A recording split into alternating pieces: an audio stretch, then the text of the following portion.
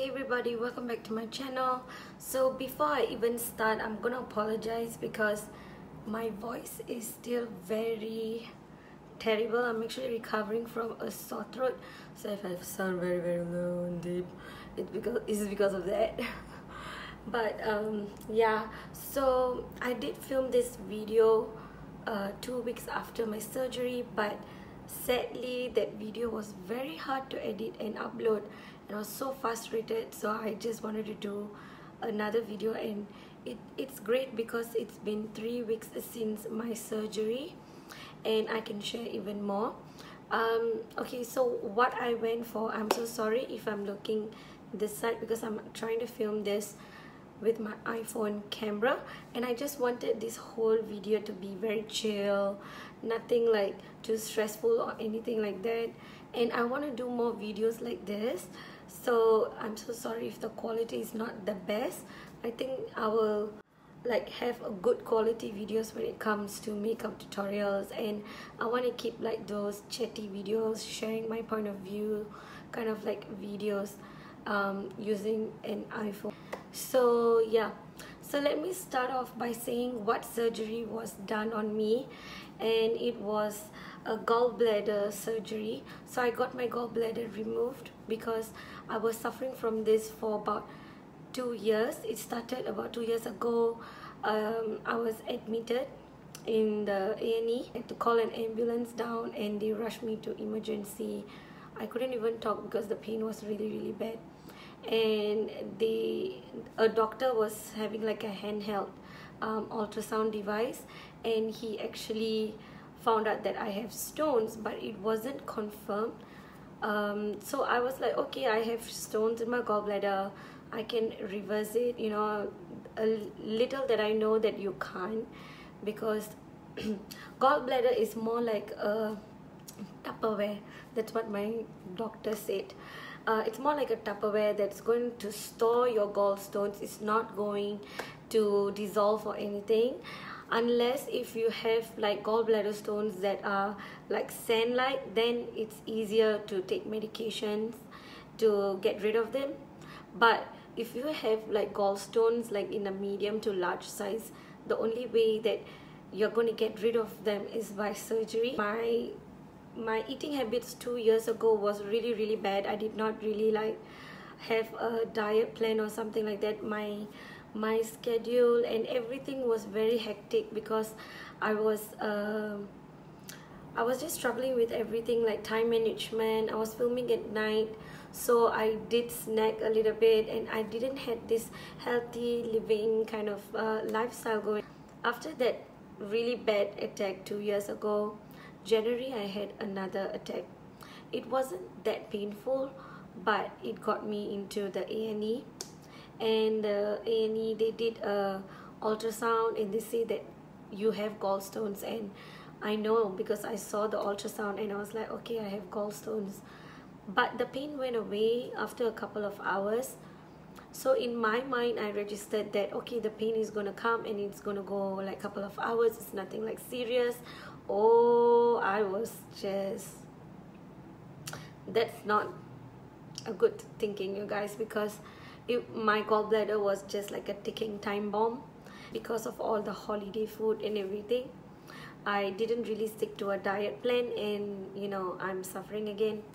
So I was like, you know what, from now onwards I will be tweaking my diet.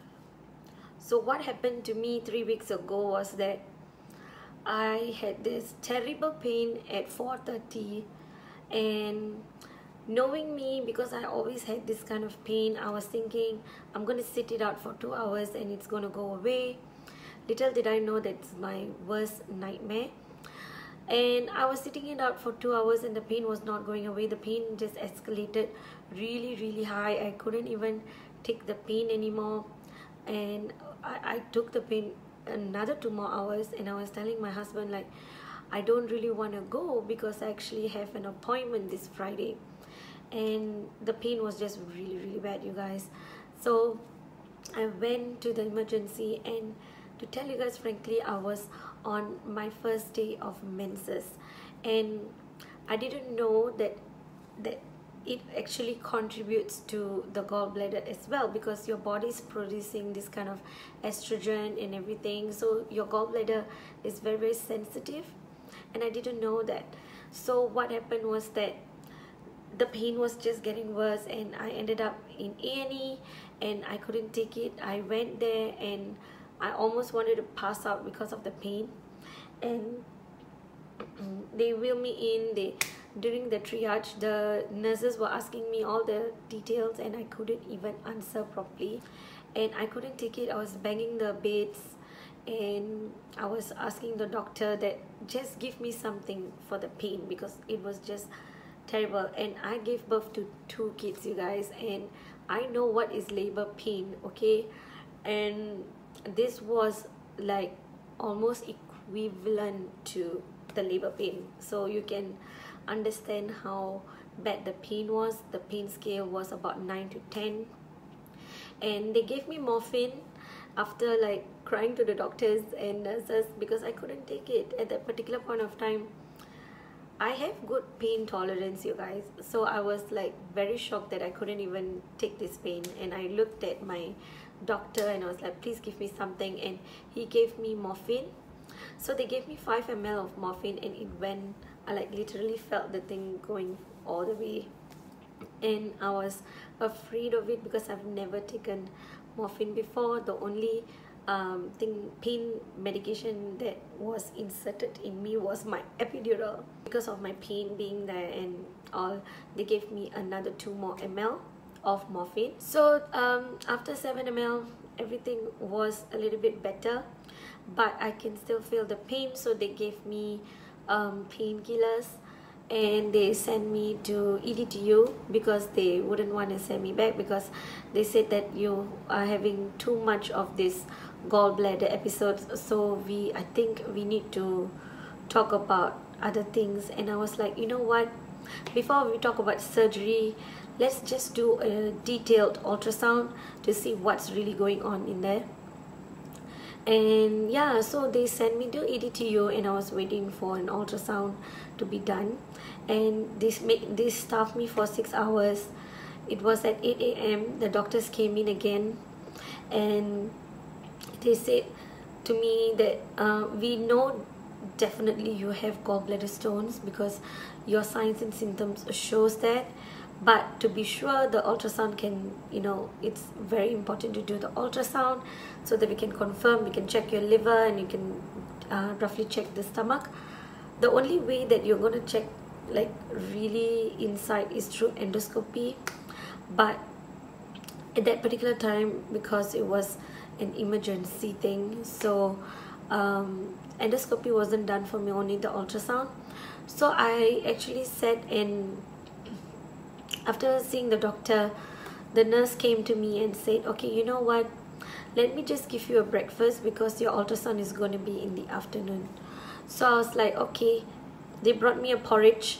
The porridge was the worst porridge that I've ever ate, and I was like, little did I know that that would be the last meal for the next 2 days.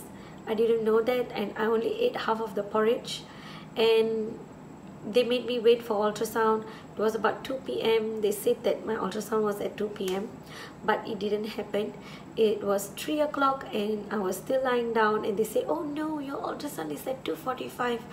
The ultrasound did show that I had gallstones, but she actually stopped at this area where my liver was, and I was freaking out because she wouldn't go anywhere else except that particular place that she was trying to scan.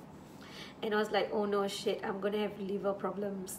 And yeah, I mean, that's what I would say, because you have gallbladder problem means it definitely links to liver, because your liver is producing all this bile. So after that, they brought me to a place like a holding area for a porter to bring you back to EDTU or to whatever place that you want to go. And I waited down there for 1.5 hours, you guys. Nobody came and fetched me from that particular place, and I was so pissed off with Khoo Teck Puat service, you guys. I am not happy with Khoo Teck Puat service at all. I wouldn't recommend going to that hospital unless if it's a really bad like emergency one. Like me, I didn't have any choice. I really wanted to go to a specialist, but I couldn't because my thing was very much an emergency thing. So they brought me back, and quickly the nurses was like, okay, we need you to fast because the doctor is going to come and talk to you about surgery. And I'm like, shit. And my mind was running wild because I was like, okay, something is wrong with me, and I know that it's gallbladder, but what happens if, you know, other places or something like that? But my husband was not having it. He was like, you know what, let me just bring you out from this particular situation. And he asked permission from the nurses, and he brought me out. I just wanted to catch a breath of air and look at my kids and my relatives. And after that we came back, and basically we were just like waiting for the doctor. So I think an MO doctor came by, and he talked to me about the surgery and what are the risk factors and why do you need the surgery. He said that it will improve the quality of life for me, but he was not detailed on what am I supposed to do after the surgery, like how's my diet is going to be, what are the things that I'll be having a lack of, like what type of vitamins am I going to lack of. Everything else he did not explain, and it was very disappointing because I feel like if I were to go to specialist, maybe he would have been more clearer with this and all. But this particular place was just like the only thing they were talking about was surgery and nothing else more, and I was very disappointed. So they were talking about the possible risk factors, which is like when you take out your gallbladder, sometimes the bile can you know, flow out and cause like a problem with the intestines, and your intestines can get sticky and all of this stuff. And you know, and I was just freaking out in my heart, you know. And I have anxiety, you guys. I have anxiety, and sometimes I can have palpitation because of my anxiety. And I was like, you know what, yeah, I was very worried because I have kids, you guys, and I don't want to have this gallbladder attack when I'm sending them to school, or when I'm in a van, or when I'm in a holiday with them, or especially with my husband. And what happens if I can't eat anything? I mean, whenever I eat anything that is like French fries or anything like that, I get this pain, and I was so done with the pain, and I couldn't eat anything. I was restricting myself in eating everything because of the pain. So this particular pain, after about 12 hours of pain, I still feel very sore, and the doctor was like, you're having an infection now because of the pain and everything. So I think it's best for you to take it out, because if you're gonna come back the next time, it's gonna be even worse. And I was like, you know what, let's just get it out. They prepped me for surgery. They wanted me to wear this surgery gown because they were like, okay, you've already fasted, so your surgery might happen anytime. And the nurses keep coming to me, and they keep telling me, saying that your surgery is not booked, the MOT has not get back to them. And it really frustrated, like the frustration I had was really bad. The antibiotics was making me go crazy also as well.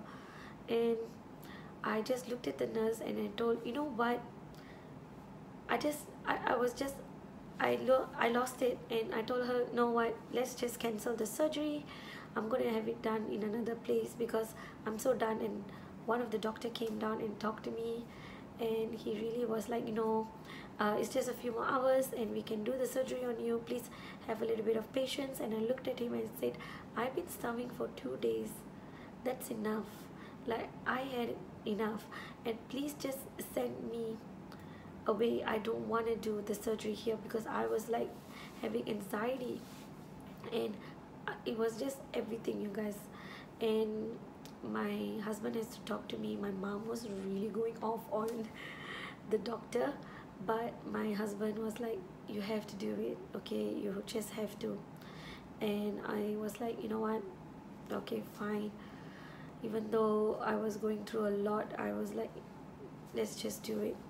So the after making a lot of hoo-ha, the nurse came and said, I was resting, and she was like, okay, we have to wheel you in for the surgery. And oh my goodness, you guys, my anxiety was off the roof. They put me into this bed and I start to cry. Like, I just start to cry. I couldn't even look at my kids because I was so disappointed with myself. Anesthesiologist, and I was like, you're the one that I really want to talk to you about. And he was like, what do you want to talk to me about?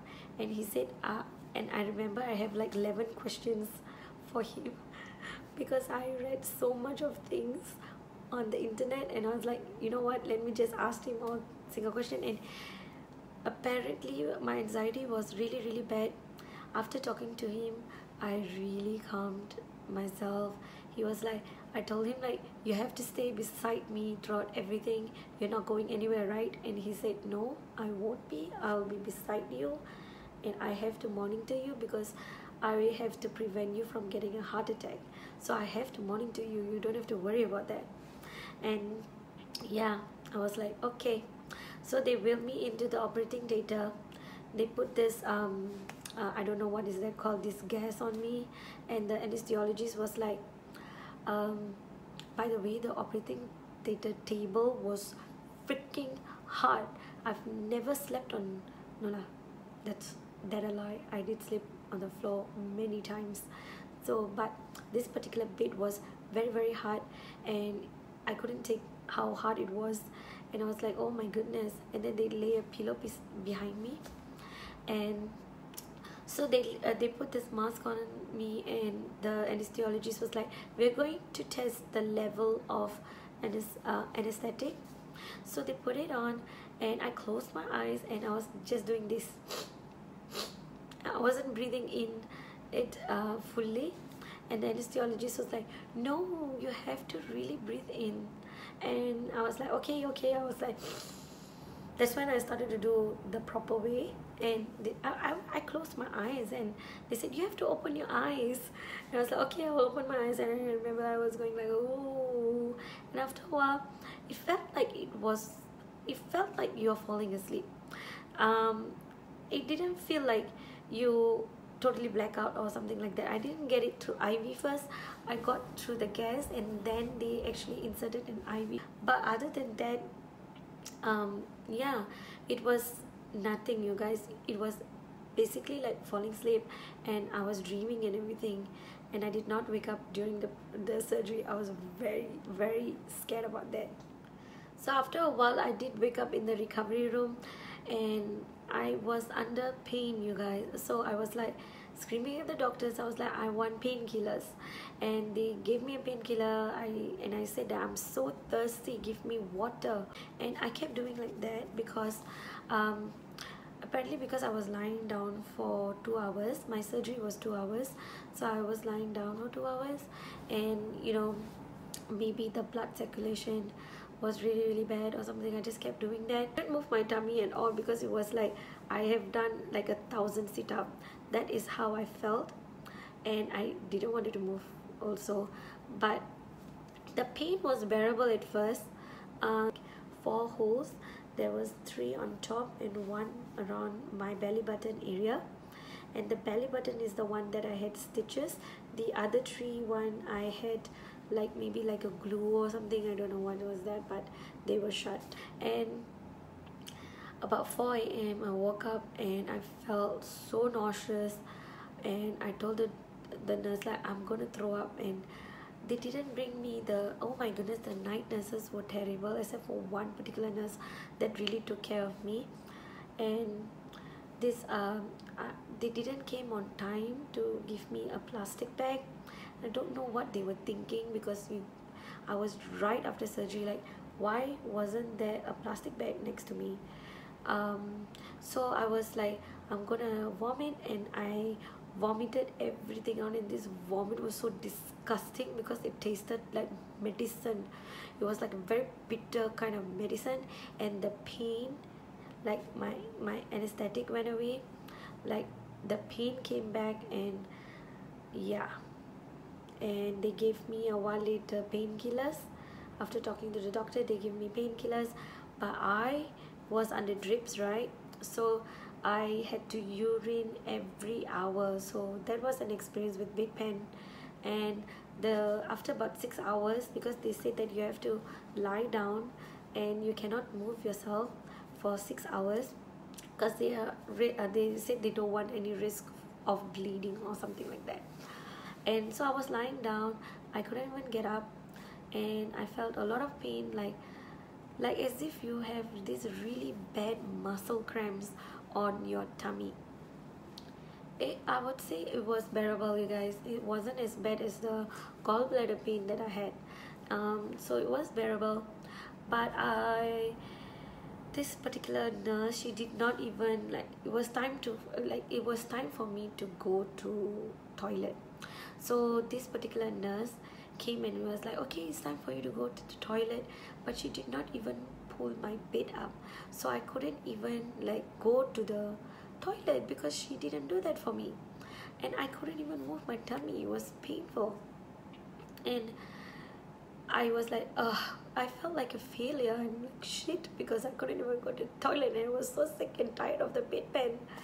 For every hour I just wanted to go to toilet, and so I couldn't do it. And she was like, you know what, I'll just get a bedpan. And I was like,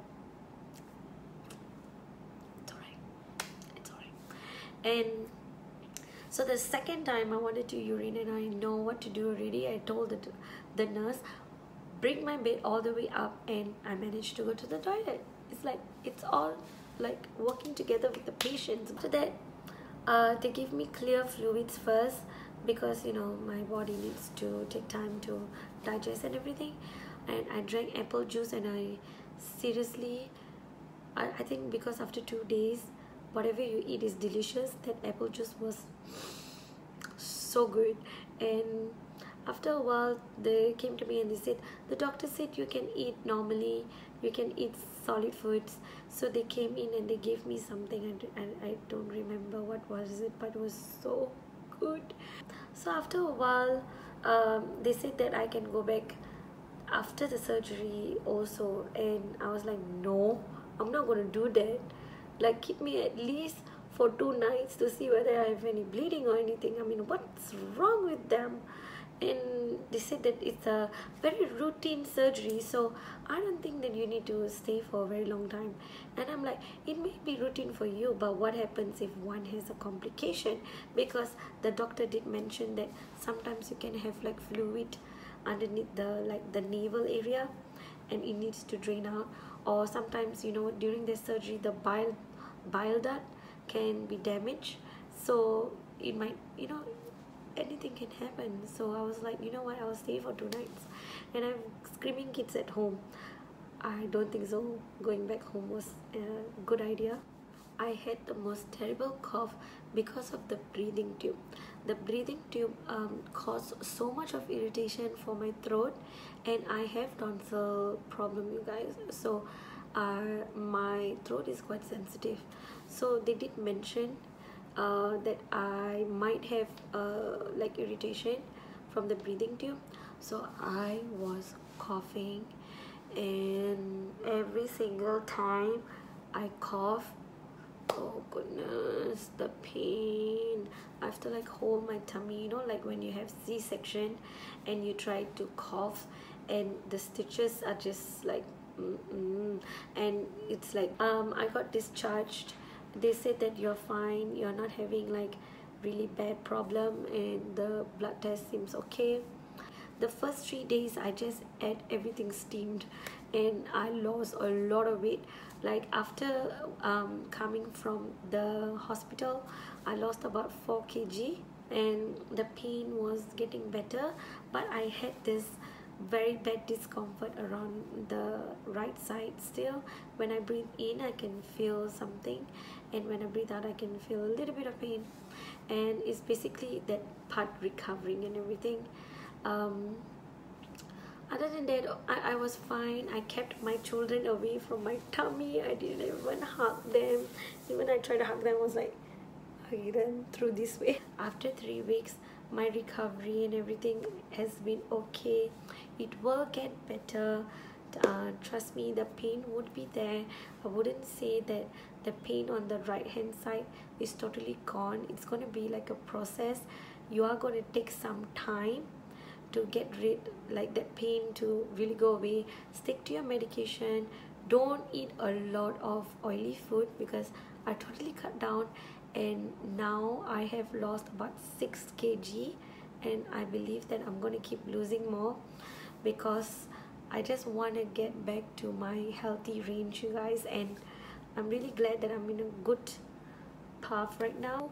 If you have this pain, and if you want to really like change your lifestyle, do it right away. Please don't wait. Please don't wait and eat all these unhealthy things, and you know it's gonna affect you in some kind of way. Please, if you have like digestive, like a very sensitive digestive system, please take care of it. And whatever they say, yeah, they can say like a routine thing and everything, but remember that this is happening to you, and what you feel and what you're feeling is okay. It's okay to be scared. It's okay to feel shitty and everything, but remember that you have to be better for yourself in future. So yeah, that's it, you guys. I just wanted to spread awareness about this thing. So that's about it, you guys. Please don't forget to subscribe. The button is down below, and look out for more contents. I finally got my eyebrows all threaded, so I'm waiting to film a lot more videos, and I'm feeling like myself again. So yeah, I'm really happy, and I'm recovering well, so I'm really happy. Thank you so much for watching, and I will see you guys on my next video, and I'll share with you guys a lot more on food and everything. Okay, bye.